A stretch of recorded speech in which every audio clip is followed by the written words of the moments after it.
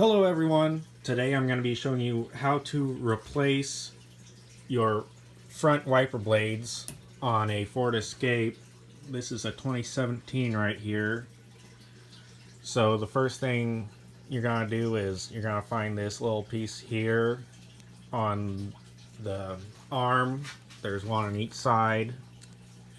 You're going to pinch that and you're just going to push it away from the arm.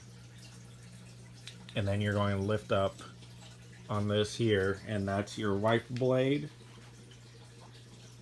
So I don't have a new one here because this one's still good. I'm just making a video on how to replace these, but I'll share an example of one that I would choose to replace this with.